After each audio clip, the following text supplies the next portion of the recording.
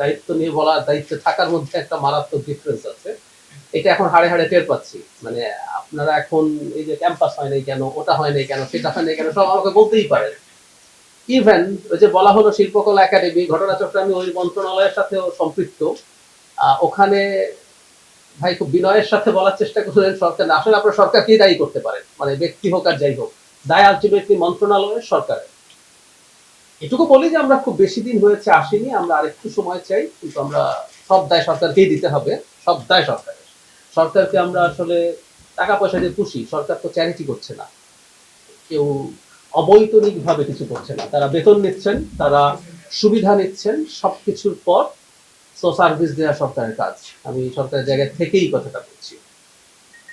এখন এই প্রতিষ্ঠান নিয়ে একটা কথা একটু বলে, আচ্ছা তার আগে একটু পার্সোনাল। সিইও সাহেব যেটা বললেন, আমি ভয় পেয়েছি একটা জিনিসে, অ্যাটেন্ডেন্স না হলে মোটামুটি যে বিপদ, আমি এখানকার ছাত্র হলে খুব বিপদে পড়ে যেতাম, আমি এটা একদম হাড়ে হাড়ে টের পেলাম।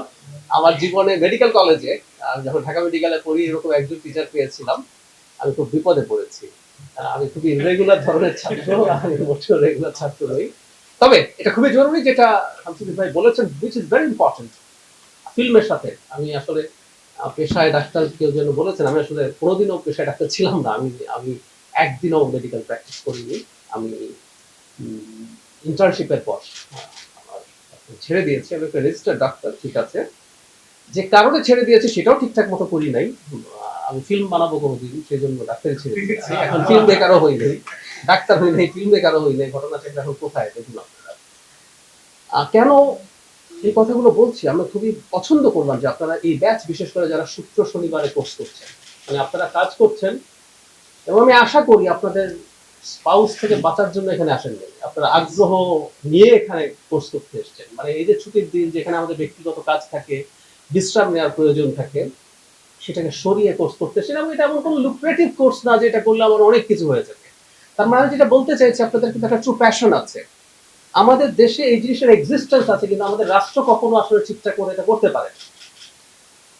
যেটাকে আমরা পুনে ফিল্ম ইনস্টিটিউট বলি, এটা আসলে film and television institute of India formally ভাবে পরিচিত। এটা 1960 সালে প্রতিষ্ঠিত হয়েছে। মুখস্থ ছিল না, এখানে বসে দেখলাম, আর অনেক আগে হয় আমি জানতাম। এটার বয়স 66 ইয়ার্স, মানে 65-র পর আমরা এখন বার্ধক্য ধরি, এটা বার্ধক্যে চলে গেছে। প্রতিষ্ঠানের আবার বার্ধক্যে চলে যাওয়া মানুষের উল্টো, বয়সের দিক থেকেও যত বাড়ে তত আসলে বিকশিত হয়। আর আমরা একটা প্রতিষ্ঠান করছি যেটা মাত্র 3 হলো, 13, প্রথম 3-এ এসছে, এবং এটা ক্যাম্পাস নাই। এই হচ্ছে পরিস্থিতি আমাদের।